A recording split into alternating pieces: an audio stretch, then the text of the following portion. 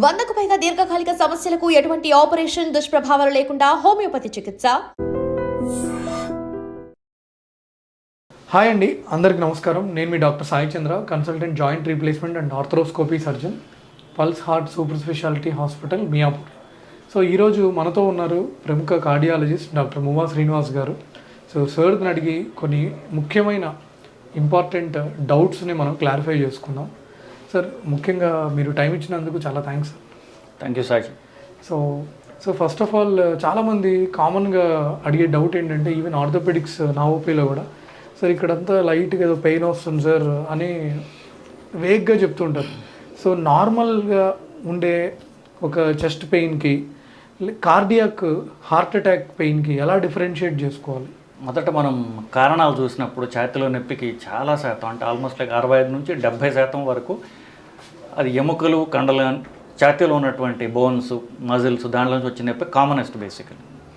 దాని తర్వాత second commonest ఛాతీ మధ్య భాగంలో వచ్చేటువంటి నొప్పుల్లో గ్యాస్కి సంబంధించినటువంటివి. ఇప్పుడు అంటే అన్న కోసం మనం అన్నం తిన్నాం అనుకోండి, ఛాతీ మధ్యలోంచి అది పొట్టలోకి వెళ్తుంది. కాబట్టి పొట్టలో ఉన్న ప్రాబ్లమ్స్ ఛాతీ మధ్యలోకి వస్తాయి. అది రివర్స్లో వచ్చినప్పుడు మూడో కామనెస్ట్ మాత్రమే గుండె నొప్పి. కానీ ఎప్పుడైతే గుండె నొప్పి వల్ల ప్రాణాపాయం ఉంటుంది, మజిల్ పెయిన్ వల్ల కానివ్వండి, గ్యాస్ పెయిన్ వల్ల ప్రాణాపాయం ఉండదు. సో ఏ ఛాతీలో నొప్పి వచ్చినా గుండె ప్రాబ్లం ఉందా లేదా అని రూల్ అవుట్ చేసుకోవడం సబబు.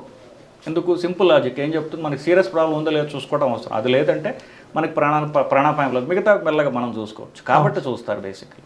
సో ఎవరన్నా ఛాతీ నొప్పి అని వచ్చినట్లయితే ముందు మనం ఇది బుర్రలోకి వస్తుంది. కానీ దీనికి ఇప్పుడు ఛాతీలో నొప్పి గుండెకి సంబంధించిందా, గుండెకి సంబంధించింది కాదా అనేది ఫస్ట్ మేజర్ డిఫరెన్సియేషన్. అలా చూడాలి అంటే గుండె నొప్పి ఎలా ఉంటుందంటే, నొప్పి అంటే దాని నేచర్ ఎలాగైనా ఆ పేషెంట్ ఫీల్ అవ్వచ్చు. కానీ నడిస్తే నొప్పి వస్తుందా, సో ఏ నొప్పి అయినా నడిస్తే పెరుగుతోంది, లేకపోతే అంటే బరువు ఎత్తడం, నడవడం, లేకపోతే ఏదో పని చేయడం, దీనివల్ల పెరిగే నొప్పి గుండె నుంచి వస్తుంది. ఆ తర్వాత నొప్పితో పాటుగా చెమటలు పట్టడం, ఇది కామన్గా గుండె నుంచి వచ్చేటటువంటి నొప్పికి సంకేతం. థర్డ్ ఇంపార్టెంట్ ఏంటంటే, ఛాతీ సెంటర్ భాగంలో, అంటే పొట్ట పై భాగం నుంచి ఛాతీ సెంటర్లో గొంతు పన్ను దాకపోతుంది, లోవర్ దవడ దాకా పోయి ఇది ఎడం పక్కకి వెళ్తుంది. ఎడం భుజం నొప్పి, ఎడం చెయ్యి నొప్పి అన్ని ఛాతీలో నొప్పులు కావు, అంటే గుండెకి సంబంధించిన ఛాతీల నొప్పులు కావు. సో మధ్యలో వచ్చి అది ఎడమ పక్కకి వెళ్ళేది. ఈ మూడు టిపికల్ క్యారెక్టరిస్టిక్స్ అని అనుకుంటాం. సో ఇవి ఇలా ఉంటే గుండె నొప్పి సంబంధించిన నొప్పి ఉండే అవకాశం ఎక్కువ అని మనం ఈ ఇనీషియల్ ఎవాల్యుయేషన్ అలా ప్రొసీడ్ అవుతాం. సార్, కొంతమందికి వాంతుల్లాగా వచ్చినట్టు అనిపిస్తుంది, అదేంటి సార్ అది? సో ఇప్పుడు గుండెలో మూడు రక్తనాళాలు ఉంటాయి. సో అది గుండె అంతా రక్త ప్రసరణ రావడానికి కవర్ చేస్తుంది. గుండె ముందు భాగం, గుండె కింద భాగం, గుండె పక్క భాగం. ఇప్పుడైతే గుండె కింద భాగం రక్తనాళం బ్లాక్ వచ్చిందో, గుండె కింద భాగంలో హార్ట్ అటాక్ వచ్చిందో, గుండె పొట్ట మీద కూర్చొని ఉంటుంది బేసికలీ. సో గుండె కింద భాగంలో ఎప్పుడైతే ప్రాబ్లం వచ్చిందో, అది పొట్టలో కొంతమందికి పొట్ట పై భాగంలో నొప్పి, మంట, లేకపోతే ఒక ఏమంటే వేగ్ ఫీలింగ్, అంటే వాళ్ళు డిస్క్రైబ్ చేయలేకపోవచ్చు, అది కూడా యాక్సెప్టెడ్. వాళ్ళు ఈ నొప్పిని క్యారెక్టరైజ్ చేయాల్సిన అవసరం లేదు. వేగ్ డిస్కంఫర్ట్ అలా ఛాతీలో కానివ్వండి, పొట్టలో కానివ్వండి, ఇట్లాంటివి వచ్చినప్పుడు పొట్టలో నొప్పి మంటలాగా స్టార్ట్ అవుతుంది పొట్ట పై భాగంలో.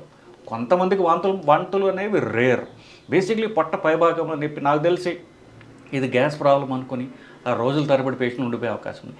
ఎస్పెషల్లీ ఎవరైతే వాళ్ళకున్నటువంటి రిస్క్ ఫ్యాక్టర్తో పాటుగా షుగర్ ఉండడం, సిగరెట్ తాగడం, ఇట్లాంటితో పాటుగా ఆల్కహాల్ అలవాటు ఉందో, వాళ్ళు చాలామంది ఏంటంటే ఇది ఆల్కహాల్ వల్ల వచ్చింది అని వాళ్ళు అపోహపడి డిలేడ్గా ప్రసరడం కామన్గా జరుగుతుంది. సో ఎవరికైతే ఇప్పుడు రిస్క్ ఫ్యాక్టర్స్ ఉన్నాయో, sugar, BP, family history, cigarette, ఈ 4 ఉన్నప్పుడు వాళ్ళకి పొట్ట పై భాగంలో నొప్పి వచ్చినా సరే ఒక్కసారి వాళ్ళు ఈసీజీ తీయించుకోవడం అనేది చాలా అవసరం.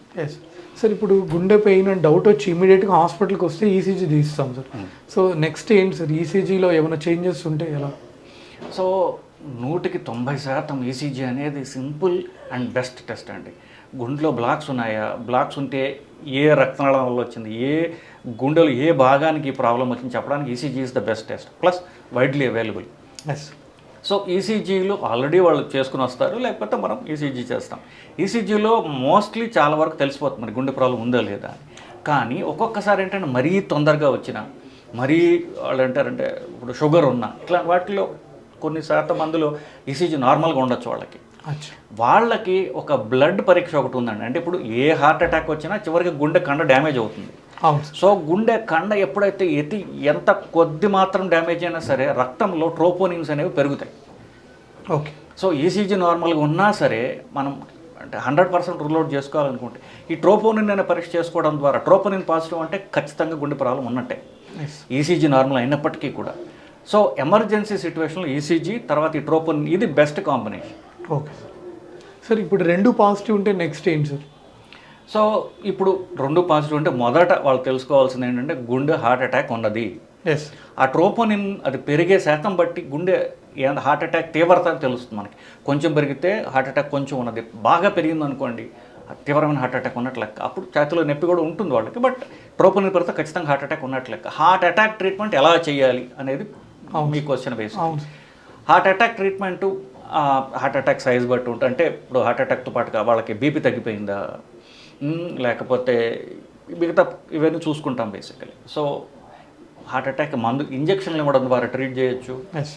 సో తర్వాత యాంజియోగ్రామ్ చేసి అది ఎక్కడ బ్లాక్ ఉన్నది ఆ బ్లాక్ని తీసేయడం కూడా చేయొచ్చు మనం. సో ఏ హార్ట్ అటాక్ అయినా 2 రకాలుగా ట్రీట్ చేయొచ్చు మనం. ఇంజక్షన్లు తీస్తే ఆ రక్తం నాళంలో రక్తం గడ్డ వల్ల మూసుకుపోయింది బేసికలీ. ఆ గడ్డ కరిగించడం ఎలా స్పెసిఫిక్గా మాట్లాడంటే అట్లా. ఎంత ఎర్లీగా హాస్పిటల్కి వస్తే బెటర్ సార్? ఎంత ఎర్లీగా హాస్పిటల్ రాగలిగితే అంత ఈజీగా అంత బాగా మనం ట్రీట్ చేయగలం. గోల్డెన్ అవర్ అనేవాళ్ళు. గోల్డెన్ అవర్ అంటే ఫస్ట్ 1 అవర్ నుంచి 3 అవర్స్ దాకా కనుక వాళ్ళు హాస్పిటల్కి వచ్చినట్లయితే అప్పుడు మనం సింపుల్ ఇంజక్షన్ ఇవ్వడం ద్వారా పూర్తి హార్ట్ అటాక్, ఎంత పెద్ద హార్ట్ అటాక్ అయినా వాళ్ళు రివర్స్ అవుతుంది. 3 గంటల తర్వాత ఎంత లేట్ అయితే అంత ఎక్కువ డ్యామేజ్ జరుగుతుంది. వాళ్ళ డ్యామేజ్ అయిన గుండెని మనం రివర్స్ చేయడానికి కూడా అంత కష్టం అవుతుంది. ఇది 12 గంటల దాకా. సో 12 గంటల లోపలికి వస్తే మనం మందు ఇవ్వడం ద్వారా కానివ్వండి, బెస్ట్ అయితే ఆ రక్తనాళాన్ని ఎక్కడ బ్లాక్ అయిందో యాంజియోగ్రామ్లో మనం ఐడెంటిఫై చేయాలి, ఆ బ్లాక్ క్లియర్ చేయడం ద్వారా మనం రివర్స్ చేయగలం. చాలా వరకు డ్యామేజ్ని రివర్స్ చేయగలం. 12 గంటలు దాటితే వాళ్ళకి డ్యామేజ్ అయిన గుండె రివర్స్ అవ్వడం చాలా కష్టం. సో 3 గంటల లోపల హాస్పిటల్కి రీచ్ అవ్వాలి. Yes sir.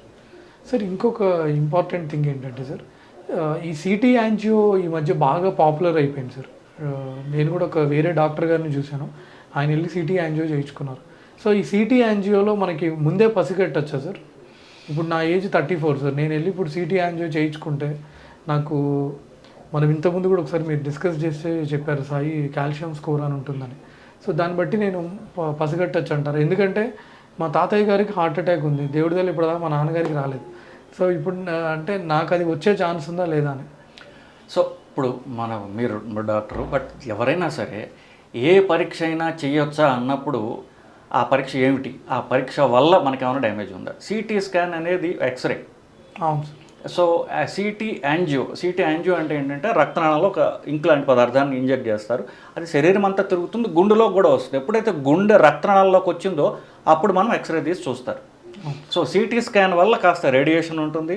మనం ఈ డై ఇంజెక్ట్ చేయడం వల్ల కూడా కొంతమందికి ఎలర్జీలు రావచ్చు, కిడ్నీ ప్రాబ్లమ్స్ ఉంటే అది కిడ్నీ ప్రాబ్లం పెరగచ్చు, ఇట్లాంటి కొన్ని రిస్క్స్ ఉంటాయి. అది అంత ఇప్పుడు మామూలు చిన్న రక్త పరీక్ష చేసినట్టుగానో అంత సింపుల్ పరీక్ష కాదు.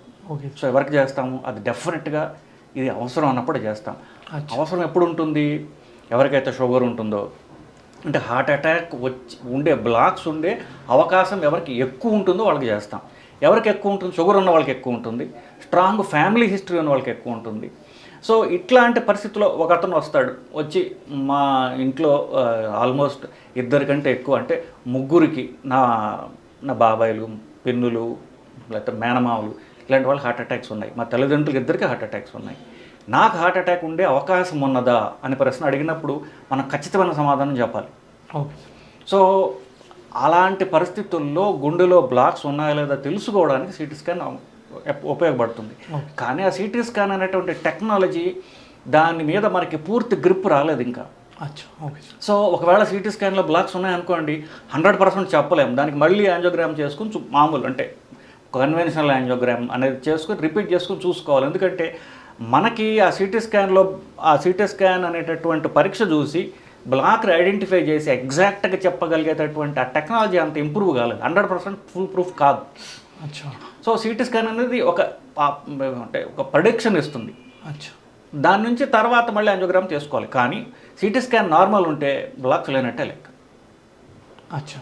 సో ఇట్లా ఉపయోగపడుతుంది తప్ప అది ఖచ్చితంగా చెప్పడానికి అది పూర్తిగా ఉపయోగపడదు. సో ఫ్యామిలీ హిస్టరీ ఉంటే చేయించుకోవచ్చు అంటారా విత్ కార్డియాలజిస్ట్ అడ్వైస్? ఇప్పుడు అంటే బ్లాక్స్ ఉండే అవకాశం వరకు ఎక్కువ ఉంటుంది వాళ్ళకి. ఇప్పుడు షుగర్ ఉన్న వాళ్ళకి బ్లాక్ ఉండే అవకాశం ఎక్కువ ఉంటుంది. సో అలాగే షుగరు ప్లస్ స్మోకింగ్ ఉందనుకోండి, ఇట్లా ఉన్న వాళ్ళకి అవకాశం ఎక్కువ ఉంటుంది.